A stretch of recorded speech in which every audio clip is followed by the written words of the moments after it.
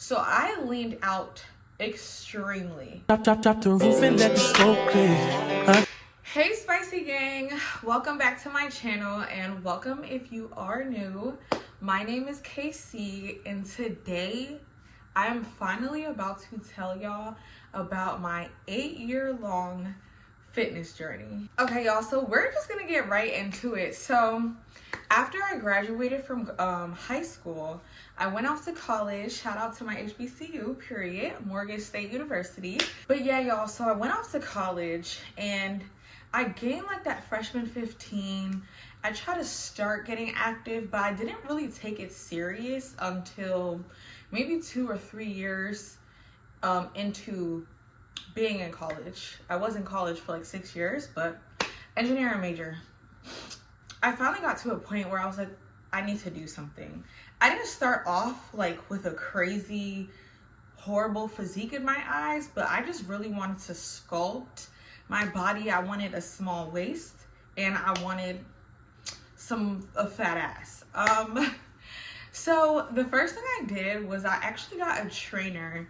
I think it was for about 12 sessions. I just really wanted to make sure that my form was together and that I really knew what I was doing for when I started doing this journey solely on my own. Back then, like a lot of people I was watching, like Nikki Blackketter, Christian Guzman, they were all like in that bodybuilding world. So I kind of started training and meal prepping as if I was a bodybuilder. I do have a type A personality, so I became obsessed with fitness, like obsessed. So I even had a wall in my dorm room that just had like all my different body motivations from different fitness influencers. Like I was ready.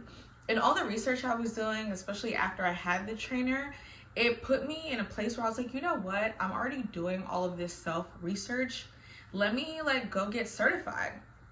So I actually got my ISSA personal trainer certification and I started working at Gold's Gym as a personal trainer while in school for a little bit. So this experience was like really dope for me. But like I said, 1, I was obsessive. 2, I was training like I was about to do a bodybuilding competition. So I leaned out extremely. Like I got down to 135. That's the smallest weight that I have ever been. And that weight was I didn't like it. I'm short. I'm 5'3", and I feel like I have a big face, a big head, whatever you want to call it. And that physique just made me feel like a bobblehead. But I was cut. You could see all the striations in my quads. You actually could see like the muscle in my chest. Like I was very, very lean. But I didn't really like that. So I started gradually trying to put on weight. So I was in that phase of like bulking, cutting, bulking. And I became obsessive. So when I did get down to 135, I was literally doing 45 minutes of cardio 7 days a week. And I was weight training 5 days a week. So I was burnt out. I was only eating 1,500 calories at the time. I wasn't familiar with like BMR or anything. Yeah, so then I kind of started dirty bulking, but it wasn't too crazy, right? So, but I maintained my consistency in terms of just trying to eat right and work out. I will also note that the majority of my time in college, I really wasn't a heavy drinker. So I feel like that did aid in my journey and me getting lean so quickly, alongside me just being fresh to like weightlifting and everything. Like the weight dropped. Now, after I graduated, I became a bottle girl on the weekends. So I slowly started picking up weight. And then I also had started my full-time engineering job at the time, and it was in office. So I was pretty sedentary outside of working out. But the bottle girl job, it had me lacking sleep, which now I realize the importance of sleep, which I will get into in a different video. I was drinking heavily, which slows down your protein synthesis. And again, that will also be another video. And I was just being less active. So like my just natural daily expenditure, I wasn't walking. Like you need to work out, or at least keep your body moving even outside of your workout session in the gym. So even currently, like my goal daily is between 10 and 15,000 steps outside of my normal workouts. I gained a lot of weight. I got up to my heaviest weight of 178 pounds. And I was like, oh my God, I just kept looking at old pictures of myself. Like, you know, when you know what you used to look like, and it's like, oh my God, like I'm trying to get back to her. I also have an athletic wear brand. So I was like, how can I have this brand and my physique is just not where I feel like it needs to be. Like it just wasn't making sense. So I decided to get back on my fitness grind. That included drinking at least half of my body weight in ounces of water, sticking to a routine. So I had a 5-day split. Monday through Friday, I would do my weight training, and then on the weekends, I would have like active rest days. So I would just do like a bit of cardio. And I also was just making sure I ate clean, but I was making sure I ate bigger portions than when I did in college. And like I said, college, I was cutting, bulking.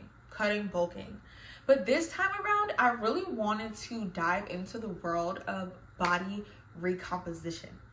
And when I say body recomposition changed my life, it is not an understatement. So basically, when you're cutting, you are burning more calories than you're consuming. And when you're bulking, you are consuming more calories than you're burning.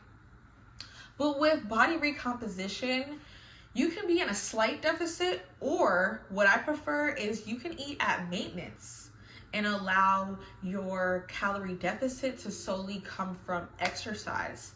And this is where my walking and my step count really came into play for me. So I started eating at maintenance, and from not drinking a lot in college to drinking a lot as a bottle girl, I also realized that I wanted to make sure that I put myself in a fitness journey where I could sustain it for the rest of my life. So I didn't cut out alcohol on this journey. I still indulge in like cheat meals, but not often, like once or twice like a week. Usually on the weekends is when I'll indulge. That also goes for alcohol. And walking has helped tremendously. So the thing with walking is it keeps you in a zone 2 heart rate, which actually burns your fat as opposed to your body pulling from your carb sources because you're doing more high intensity cardio. So I stopped doing HIIT cardio. So that's like a major key. So I really prefer low intensity, steady state cardio now. And I do this by walking on a high incline, the Stairmaster. Those are like my 2 favorite. And I do cardio an hour a week. So whether that's 4 15-minute sessions, 3 20-minute sessions, 2 30-minute sessions, I break it up throughout the week. And I tend to do my cardio on my upper body days because I burn less. So I just feel like it's a great supplement to do. And I always do my cardio after I lift weights. When you're already working out, your heart rate is already elevated. So it kind of just helps with the cardio to not waste your cardio time just trying to get your heart rate up. I try to maintain a heart rate of about 140 to be in that fat burning zone. Yeah, but like those, like eating at maintenance, but eating clean, meal prepping every week, drinking at least half my body weight in ounces of water. I highly suggest getting you a water bottle. Like a water bottle, I don't know what it is, but it'll save you. Like you always can refill it. I do go into the office, so like I'll fill it up there. I take it with me when I'm running errands. Like you want to stay hydrated because all the nutrients that you are eating in your food, your body is not fully going to absorb them if you are not hydrated. So major key. And then in terms of my split, I'm very big on progressive overload.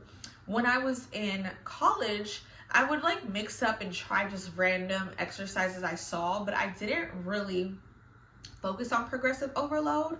But now, like, let's say I have a leg day split and it's hip thrusts, squats, RDLs, and leg extensions.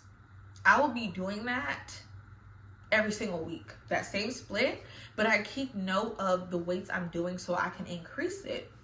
And this year, actually next month, I'm doing my very first ever powerlifting competition. Another thing with fitness is like I can get bored, so I just wanted to try something that would challenge me in terms of my strength and like, I don't know, just give me a new sense of like excitement when it comes to fitness. But yeah, I wanted to do this quick little fitness journey video just to introduce myself to you all. I post a lot of vlogs on this channel. I'm very big on like, I can tell y'all in these sit down videos how to live a sustainable, active, but enjoyable lifestyle. But I feel like nothing beats you guys actually seeing me do that. So that's why I like to put a lot of vlogs on here. But if you are watching this, like, thank you so much for watching. Please comment below, like, if there's any topics you really want me to go into in terms of fitness, questions that you have, like, I am here to answer them. I do want to start incorporating these sit down form videos on my channel as well. So yeah, y'all. But thank you so much for watching, and I'll catch y'all in the next video. Got diamonds doing twisty slides in both ears. Dice rolling on the Las Vegas trip tonight.